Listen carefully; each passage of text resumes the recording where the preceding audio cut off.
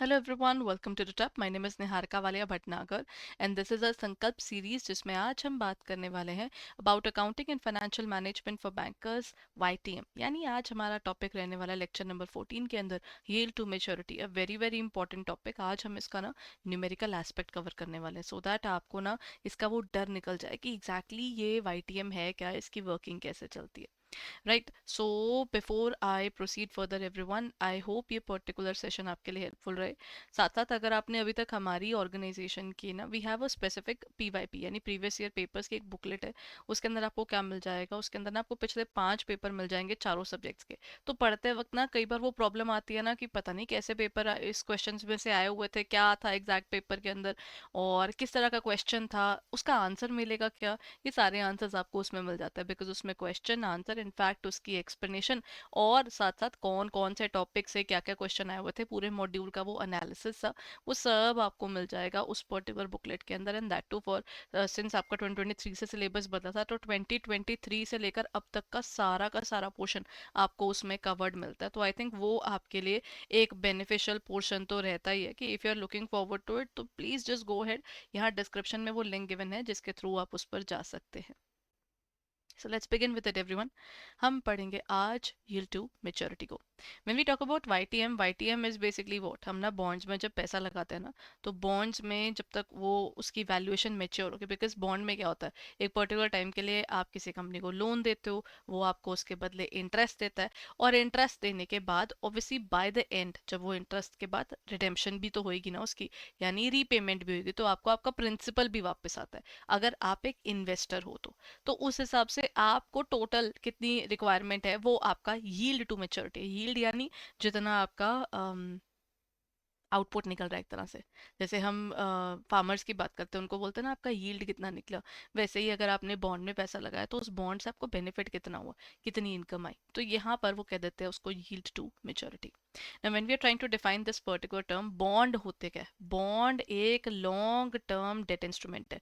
Date instrument का मतलब क्या होता है, इसके अंदर कुछ नहीं है, यहाँ पर एक लोन है जो आपने किसी कंपनी को दिया है। अब जो कंपनी बॉन्ड इशू करती है, जो लोगों को कहती है कि भैया मेरे को लोन दो, वो कहते हैं उसको bond issuer, the companies which are issuing bonds. But remember, at this point of time, these are those organizations which are reputed, and random organizations really do not issue the bonds, है ना। इसके specific methods होते हैं, कुछ जगहों पर जब आप publicly bond issue करते हैं तो उसके specific rules and norms भी रहते हैं।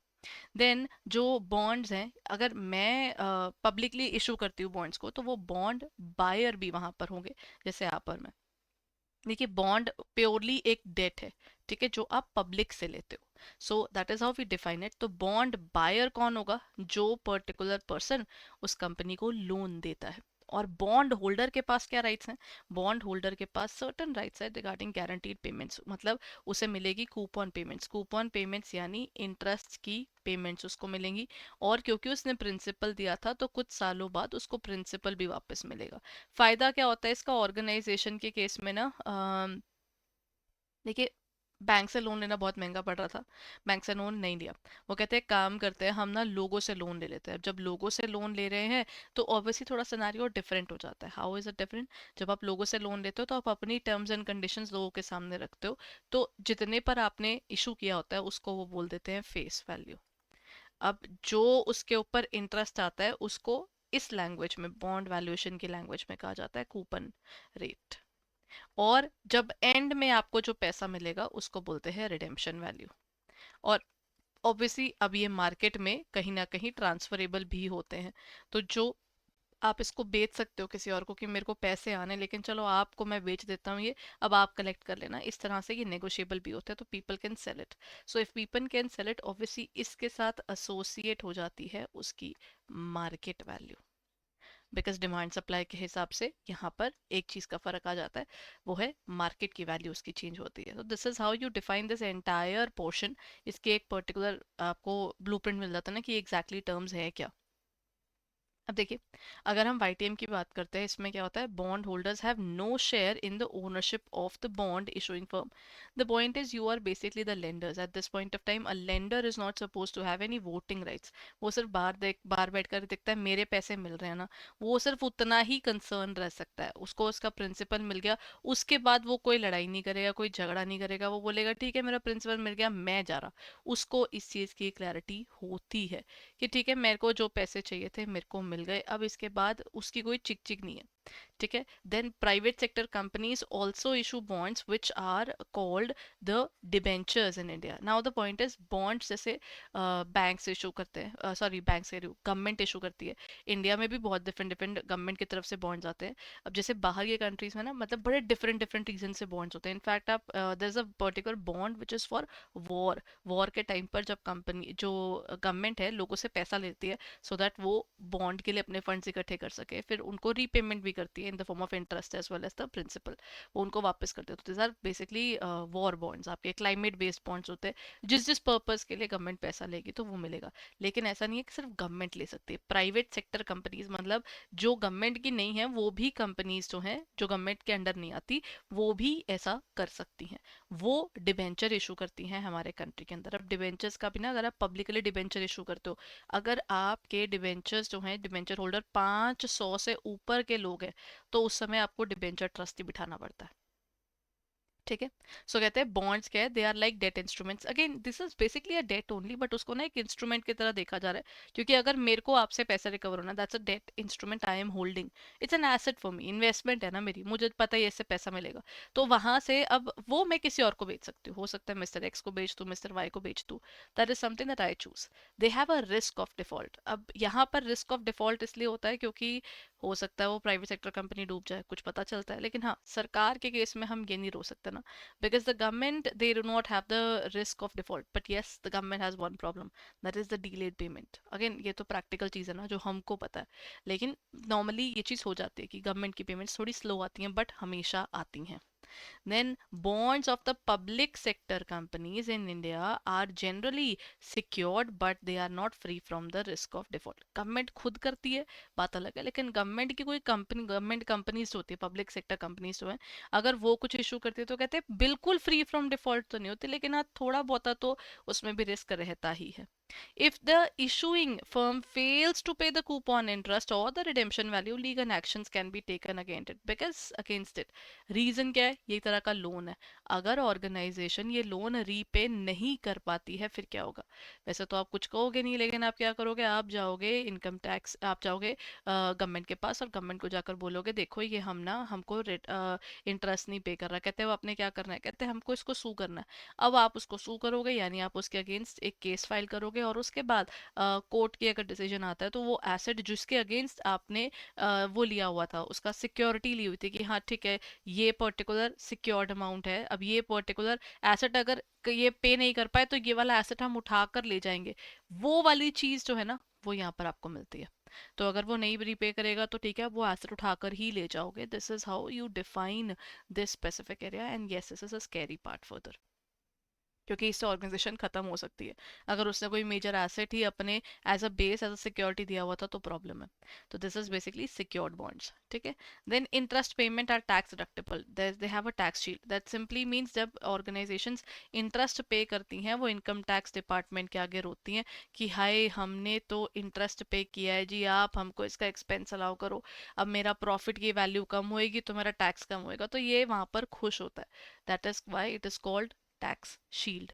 क्योंकि इससे कारण आपका टैक्स कम होता है, क्योंकि आपका एक्सपेंस बढ़ता है तो प्रॉफिट कम होता है, प्रॉफिट कम होता है तो टैक्स भी कम होता है. Then we have something called the certificate of deposits or the short term commercial papers are money market instruments and not bonds. Again जो CODs हैं या फिर ये ना money market instruments अलग है. Money market instruments are short term and the YTM, if we talk about the bonds are basically long term in nature. तो money market and capital market are two different markets and they deal with different securities. In fact their participants are also different, right? So ये एक चीज यहाँ पर है. Bonds जो होते हैं हाईली लिक्विड इंस्ट्रूमेंट्स है. अगेन बड़ा आसान काम इंडिया में जैसे शेयर्स बिकते हैं वैसे ही बॉन्ड्स भी आपकी रेगुलेटेड मार्केट पे आपको मिल जाते हैं, ठीक है। अब देन यहाँ पर आपकी आ जाती है इसकी वैल्यूएशन। इसकी value of the bonds is one particular thing जो लगता है कि हाँ ये तो हो जाएगा, बट अगर the again the point that comes around his, इसके अंदर जब हम वैल्यूएशन निकालते हैं तो वो कैसे चलती है। Let's talk about that everyone.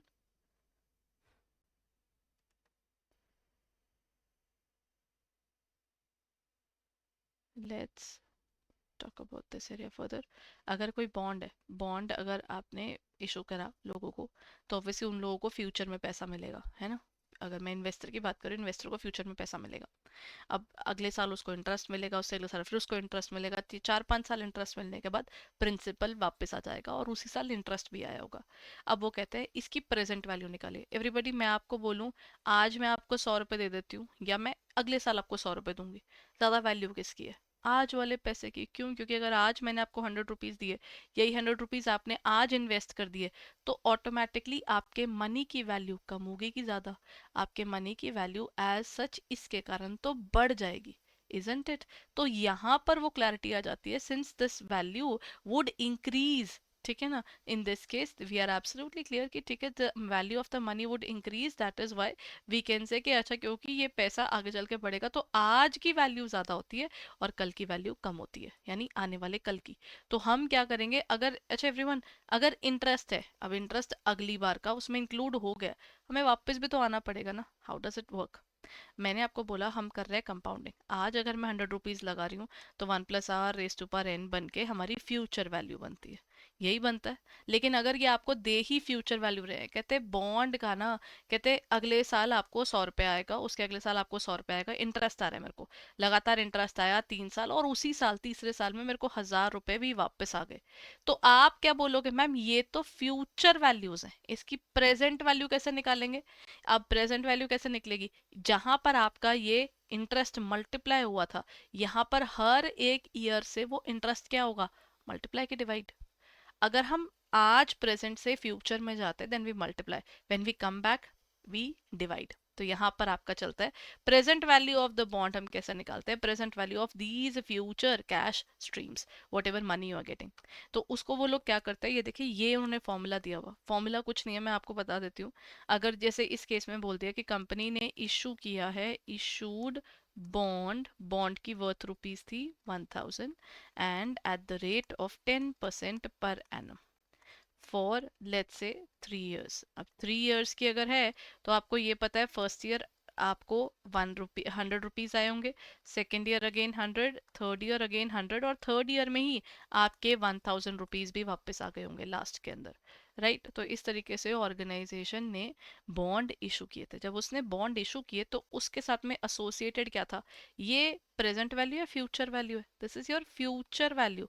Because आपको कल 1 साल बाद 100 रुपए आएंगे, 2 साल बाद 100 रुपीज आएंगे, 3 साल बाद फिर आएंगे, दिस इज योर इंटरेस्ट। अच्छा एवरीवन, यहाँ पर इसका मतलब हर साल हमने मल्टीप्लाई किया होगा तभी कंपाउंड होकर वो 100 बना, फिर उसके अगले साल फिर बना। आप उसके अंदर से अब क्या करोगे? डिस्काउंटिंग। आपने जो इंटरेस्ट यहाँ पर मल्टीप्लाई की है वो वहां जाकर अगर आज की वैल्यू चाहिए तो कुछ नहीं करना, फ्यूचर वैल्यू से आप डिवाइड कर लीजिए। जितनी बार आपने कंपाउंड किया होगा इंटरेस्ट को उतनी बार आपको उसको डिस्काउंट करना होगा। यानी मैं कहती हूँ मैंने 100 रुपीज रिसीव किए 1 ईयर बाद, कहते हैं नहीं मैम 100 रुपीज आपने रिसीव किए, लेकिन ऑब्वियसली इसमें आपका 1 साल का क्या लग गया है? इंटरेस्ट लगने के बाद आपको 100 रुपीज आ रहे हैं। वो यही कह रहा है पॉइंट। सेकेंड ईयर में क्या हुआ? जो भी 100 रुपीज है वहां पर उसके ऊपर आपको क्या आ रहा है? 1+,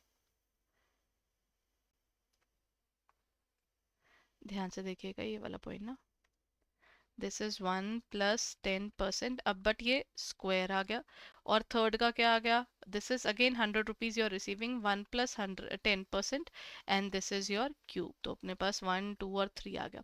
थर्ड ईयर में आपको 1000 रुपीज भी वापस आए। इसका मतलब क्या मैं कह सकती हूँ कि इसी ईयर के अंदर ठीक है, यहाँ साइड पर लिख रही हूँ ताकि आपको दिख सके, जो आखिरी 1000 है उस पर आपको 10% भी आया। तो लेकिन ये क्योंकि 3 साल का लगा है तो 3 साल आपको डिवाइड करने होंगे। This is how you calculate this part. इन्होंने क्या किया है, इंटरेस्ट जो भी होगा 1 + कॉस्ट ऑफ डेट, यहाँ पर मतलब डेट का जो अभी आपका इंटरेस्ट रेट होगा उससे आपको डिवाइड करना है। क्यों? क्योंकि वो नॉर्मली मल्टीप्लाई होकर कंपाउंड होता है। अब आपको वो सारी कंपाउंडिंग खत्म करके आज की प्रेजेंट वैल्यू पर आना है, तो आपको वो सारी कंपाउंडिंग खत्म करनी है। कैसे? जो मल्टीप्लाई हुआ था वो डिवाइड होगा। अब यहाँ पर वही आपकी फेस वैल्यू के साथ है, जो मल्टीप्लाई होगा वो डिवाइड होगा। तो आपकी जो भी कुछ सालों बाद आपको वैल्यू आने वाली है उसके भी आप डिवाइड करोगे। तो इंट्रिंसिक वैल्यू आप कैसे निकालते हो? जितने साल का आपका इंटरेस्ट है आपको वो इंटरेस्ट मिलेगा, उतने साल उस इंटरेस्ट को आप क्या करोगे? डिस्काउंट करोगे, और जो आपको एंड में रिडीमेबल वैल्यू आएगी उसको उसी साल से डिस्काउंट करोगे, क्योंकि इंटरेस्ट तो आपको लगातार आया है लेकिन एंड में आकर प्रिंसिपल तो एक ही बार वापस आएगा, तो आप उससे उसको डिवाइड करोगे। अब यहाँ पर आपको मेच्योरिटी वैल्यू दी होती है, इससे आपको मिलता है आपका वैल्यू ऑफ दैट बॉन्ड। इसका एक छोटा सा पॉइंट बताती हूँ।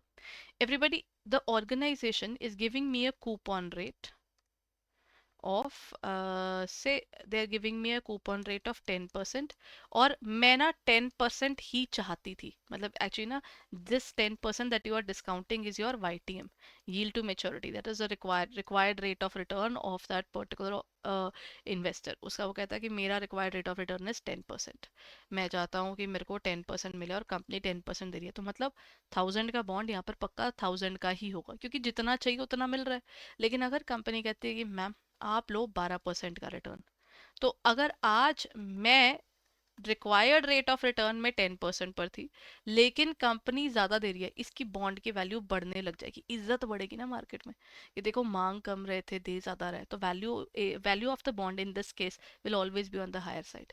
और ऑपोजिट क्या होगा? अगर कंपनी का जो कूपन रेट है वो कम है और हम जो मांग रहे हैं वो ज्यादा है, तो कंपनी कम दे रही है, हम डिसअपॉइंट होंगे, तो उसकी वैल्यूएशन में यहाँ पर एक फर्क आपको देखने को डेफिनेटली मिलेगा। So that's how you actually do the bond valuation. A bond valuation, let's do a specific question for that, and so that we can actually find out how does it work exactly. And please pick up your calculators, as I think आपने मेरी last series भी देखी होगी, तो इसके अंदर हो गया। इनफैक्ट अभी ना रिसेंटली एक पर्टिकुलर 10 मिनट सीरीज में भी ना सिंपल इंटरेस्ट कंपाउंड इंटरेस्ट में मैंने ना कुछ एरियाज कवर किए हैं कैलकुलेटर ट्रिक्स के।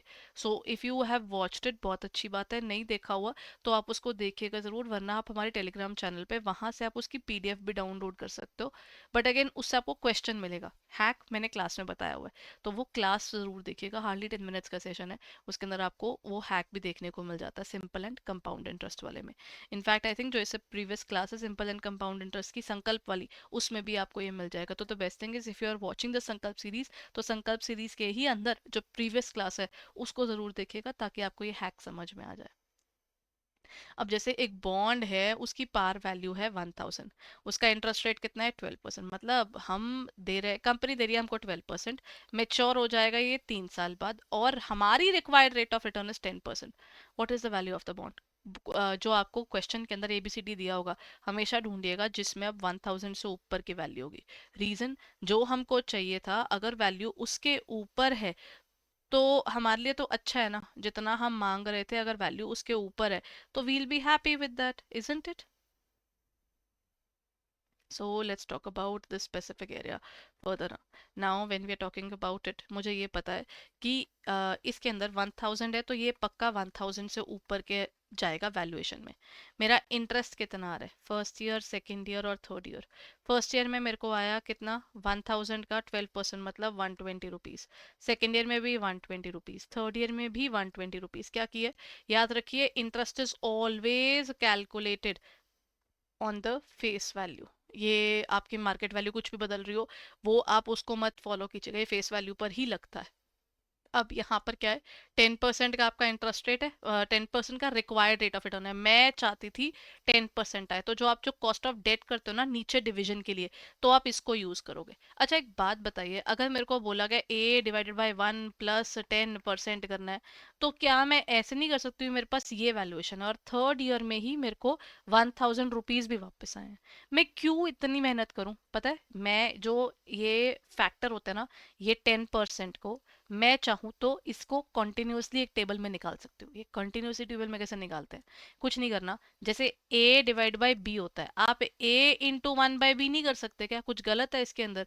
जो आपको हर एक, इसको इसको इसको इसको सबको आपको लगातार डिवाइड करना है जितना इंटरेस्ट इसमें आ रखा है।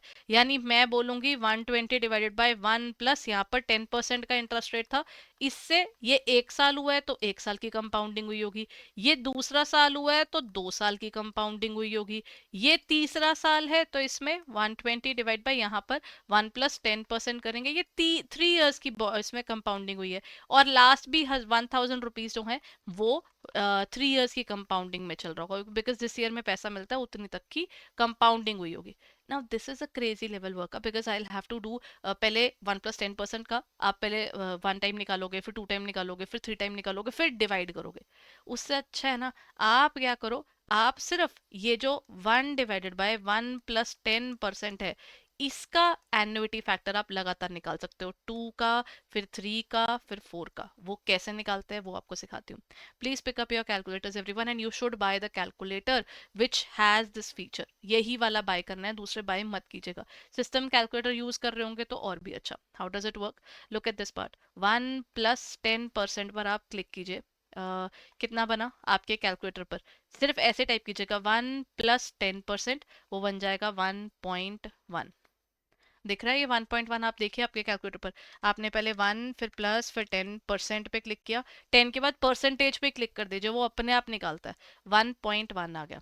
फर्स्ट ईयर में जब आपने डिवाइड करना है तो आप क्या करो, 1 डिवाइडेड बाय 1.1 कर दीजिए, so that will give you 1 divided by 1.1। First year में the value comes out to be 0.909।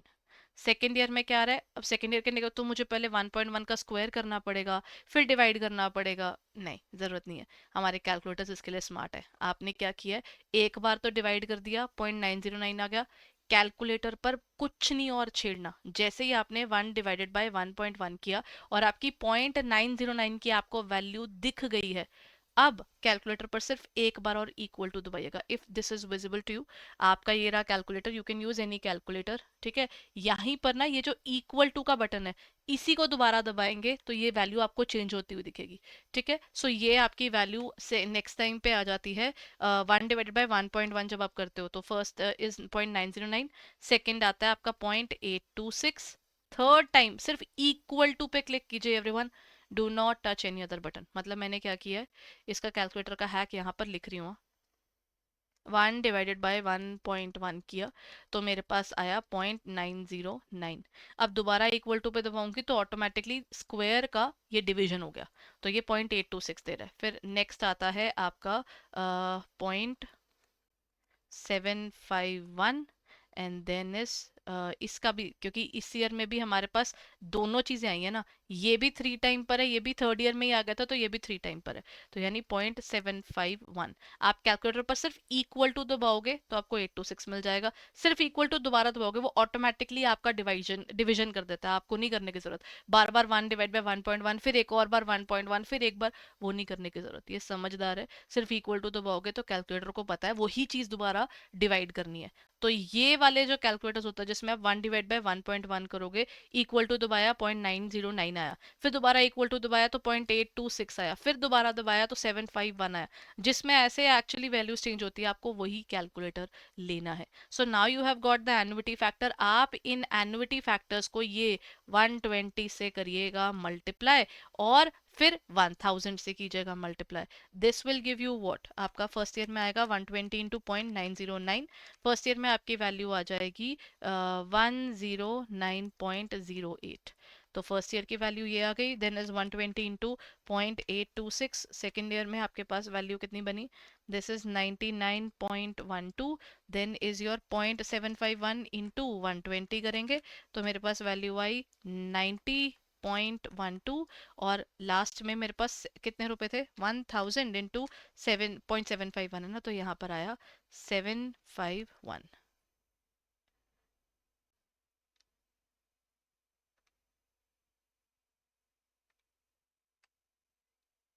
ठीक है, तो उसके हिसाब से मेरा बना 109.08 प्लस 99.12। ठीक है, देन इज योर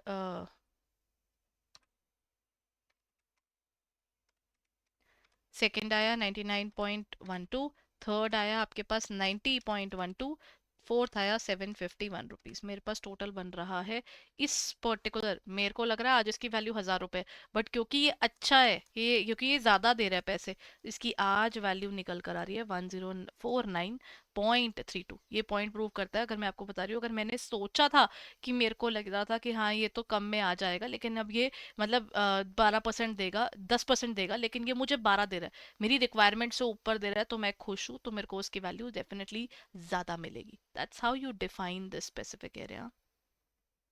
तो ये एक अच्छी चीज होती है ऑर्गेनाइजेशन के लिए। This is your bond valuation, one of the most important areas to be covered for your paper, ये आपको आना चाहिए। ठीक है, इसका आंसर है 1049। जैसे बुक के अंदर 1049.44 है, मेरा 1049.32 है, अगेन बिकॉज ऑफ अप्रोक्सीमेशंस। आपकी ये श्रद्धा है कि आप कहाँ तक लेना चाहते हो। ठीक है, इसका आंसर कुछ ऐसे दिया हुआ है, तो you can always follow this as well.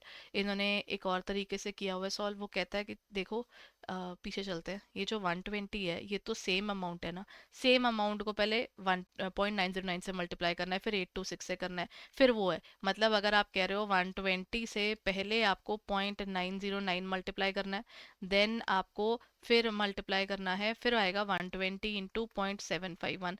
तो अगर आप 120 कॉमन ले लोगे तो आप इन दोनों को प्लस कर दो। तो उसने क्या किया, इन तीनों को प्लस करके 120 से मल्टीप्लाई कर दिया।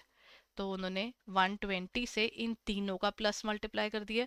और 1000 एंड में तो वैसे भी इकट्ठा सिर्फ थर्ड ईयर की कंपाउंडिंग से आता है, क्योंकि थर्ड ईयर के पैसे से ही वो बन रहा है ना। 120 आपको 3 बार आ रहा है, लेकिन 1000 तो एक ही बार आ रहा है, तो उससे सिर्फ थर्ड ईयर की अमाउंट मल्टीप्लाई की। This is another shortcut method for bond valuation. ये ना समझ में आए कोई दिक्कत नहीं है, पीछे वाले मेथड को आप यूज कर सकते हैं। अब ये पेपर में हमेशा आता है, that is current yield on the bond. Bond पे करंटली कितनी यील्ड मिल रही है, अभी कितना इंटरेस्ट रेट मिल रहा है। मान लीजिए आपने बॉन्ड खरीदा था 1000 पर, मैंने बॉन्ड खरीदा 800 रुपए पे, इंटरेस्ट रेट हमको सेम आएगा, क्यों? क्योंकि वो तो फेस वैल्यू पे होता है। तो आपका इंटरेस्ट रेट अलग चल रहा होगा, मेरा अलग चल रहा होगा, बेस्ड अपॉन द फैक्ट मैंने जितने रुपए लगाए हैं। तो करंट यील्ड क्या होगी, coupon interest divided by current market price. So in this case what do we do, एक बॉन्ड है, उसकी फेस वैल्यू है 1000 rupees, carrying a coupon rate of interest at 8%, is quoted in the market at 800। वो कहते हैं कि पहले आपको कितना मिलता था, 1000 का 8% कितना आया, 80 रुपीज पहले आपको एज एन इंटरेस्ट मिलते थे, लेकिन प्रिंसिपल कितना था तब तो, मान लीजिए किसी ने तो 1000 रुपए का खरीदा, वो तो बोलेगा कि जी मेरे को तो 8% आता है। वहीं अगर मैं बोलूं कि मैंने तो अभी 800 रुपए पे खरीदा है, तो मैं बोलूंगी 80 डिवाइड बाई 800, क्योंकि मेरा मार्केट प्राइस अभी क्या चल रहा है 800। तो देखिए इंटरेस्ट रेट 10% हो गया। This is how even the bonds की वैल्यूएशन मार्केट में बदलती रहती है, because the point is you buy at a lower price and then you are getting the same amount of interest as others. So this is how the demand supply of the entire bond valuation, bond की valuation और इनकी marking पूरी change होती है, demand supply वो सब कुछ इन चीज़ों पर बेस्ड होता है, right? That is current yield on the bond. Next part is your ITM, यानी yield to maturity on the bond. इसका फॉर्मूला क्या है, अगर हम जो रिक्वायर्ड रेट ऑफ इंटरेस्ट चाहते हैं, अगर वो नहीं बताया हुआ तो वो भी तो जान सकते हैं ना हम।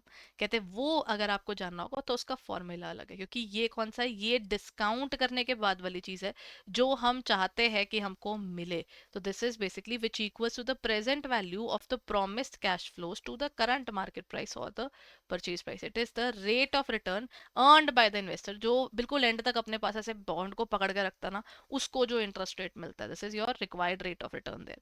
तो इसका फॉर्मूला अगर आपको क्वेश्चन में नहीं दिया हो कि YTM क्या है, मतलब YTM का आपको सिर्फ कंपनी का इंटरेस्ट रेट दिया हुआ है, तो इस फॉर्मूले को यूज कीजिएगा। इसका फॉर्मूला है इंटरेस्ट रेट लिखा प्लस जो भी आपका फ्यूचर वैल्यू, इसका सॉरी फेस वैल्यू होगा, माइनस द मार्केट प्राइस जो आज उसकी वैल्यू है, डिवाइडेड बाय मेच्योरिटी, यानी यहाँ पर आपका टाइम टेन्योर आता है, डिवाइडेड बाय जो भी आपकी रिडेम्पशन वैल्यू है, प्लस योर अभी का मार्केट प्राइस जो भी चल रहा है, डिवाइडेड बाय 2।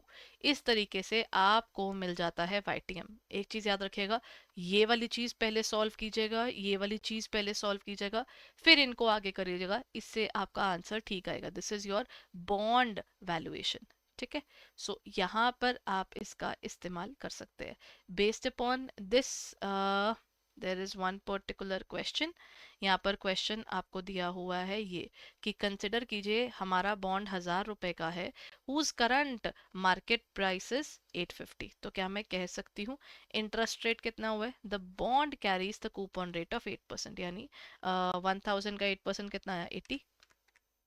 तो मेरे को ये पता है मेरा इंटरेस्ट रेट है 80 प्लस बॉन्ड मेरा 1,000 का था, यानी रिडेम्पशन वैल्यू या फेस वैल्यू, माइनस आज उसकी value is 850 and has a maturity of 9 years, मतलब 9 years बाद ये पूरा मेच्योर हो जाएगा।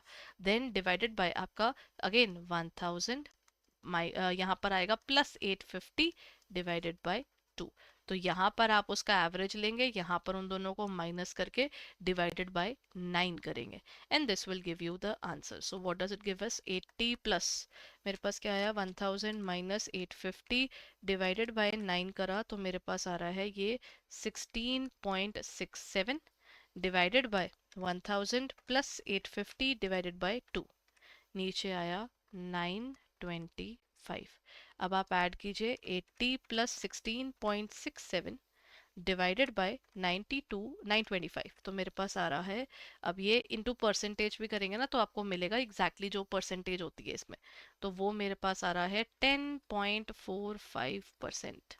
This is the basic calculation. इसमें ना बैंकर्स नॉर्मली मुझे कभी ये डाउट नहीं पूछते कि मैम इसका फॉर्मूला नहीं याद हो रहा, फॉर्मूला तो याद हो जाता है, प्रॉब्लम पता है कहाँ आती है, इसको सॉल्व करते हुए वहां पर आंसर गलत निकल रहे होते हैं, क्योंकि वो लोग क्या करते हैं इसको साथ में इंक्लूड करना शुरू कर देते हैं। इसको पहले आप साइड पर रखिए, इसको सॉल्व कीजिए, इसको सॉल्व कीजिए, इन दोनों के वैल्यूएशन लिखने के बाद आपका आंसर निकलेगा, वरना आपका आंसर गलत आता है। तो ये एक इंपॉर्टेंट चीज है, one particular point where I have seen bankers going wrong, तो प्लीज इसका ध्यान रखिएगा।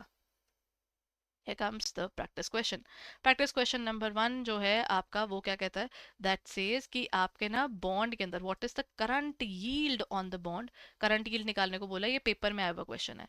when its par value is 100, par value आपकी 100 है और कूपन रेट आपका 8% है, मतलब इंटरेस्ट कितना हो गया 8 रुपीज का। 100 का 8% निकालेंगे तो आपके पास कितना आ जाएगा 8 रुपीज आ जाएंगे। अब इससे आप डिवाइड क्या करोगे, market value of the bond is 80, market value कितनी है 8 डिवाइड बाई 80 इंटू 100 कर दीजिए, तो वो कितना आया 8 divided by 80 in terms of percentage, मेरा आंसर आएगा बी।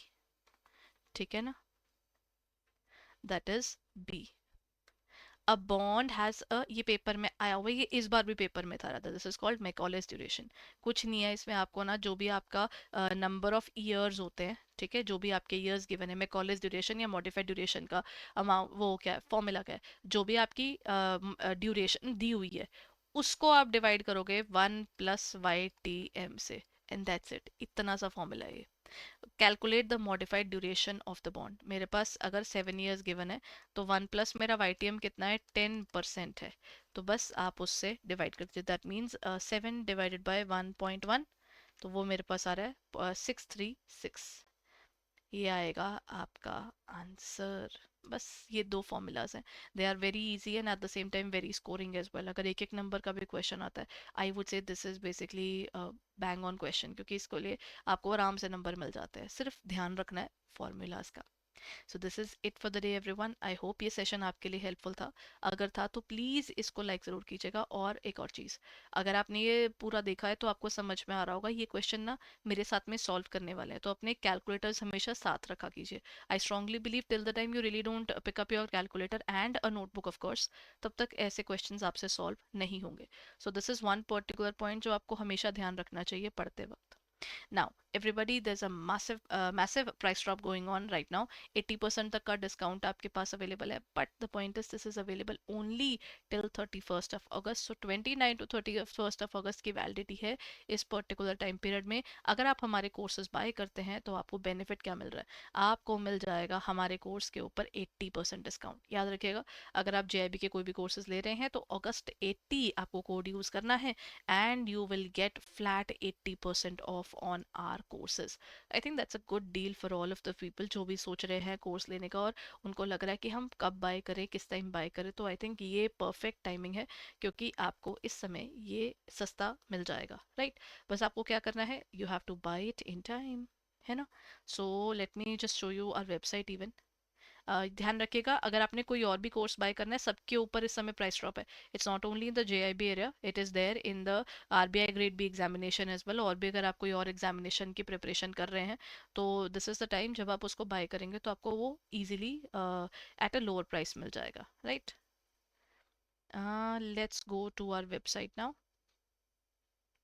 एंड इस क्लास की PDF आप डाउनलोड कर सकते हैं हमारी टेलीग्राम चैनल से. उसका डिस्क्रिप्शन में लिंक गिवन है, तो आप वहाँ से उसको डाउनलोड ज़रूर कर लीजिएगा.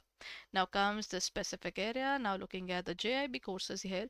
यहाँ पर जाएंगे तो you can see our massive price drop is here. अब यहाँ पर आपको क्या मिल जाता है, ये हमारा प्राइस ड्रॉप है. यहाँ पर आपको कॉम्बो मिल जाता है, कॉम्बो के अंदर आपको पूरी मास्टर कोर्स मिल जाता है again at a very good price 4800 by using the code August 80. तो फ्लैट 80% आपको ऑफ मिल जाएगा.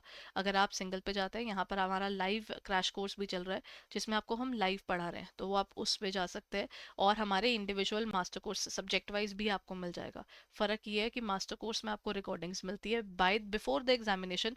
आपको मिल जाता है हमारा total live classes just before the examination for your preparation revision के लिए.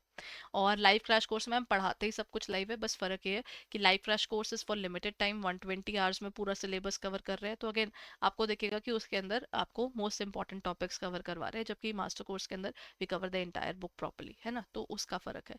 बाकी इन दोनों में सब कुछ सेम है, यानी आपको दोनों जगह पर PYQs मिल जाएंगे, दोनों जगह पर MCQ मिल जाएंगे, मॉक टेस्ट मिल जाएंगे फुल लेंथ भी, और साथ साथ आपको चैप्टर वाइज भी. तो आपके लिए ये बेनिफिशियल रहेगा.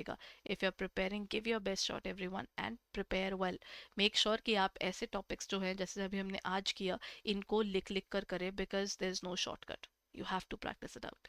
So till the time, if you haven't bought the particular courses yet, consider it right away, क्योंकि ये opportunity आपके पास अभी available है. Please go ahead and check it out on our website or in our app for further details. And for the PDF, just check out the link in the description. Thank you.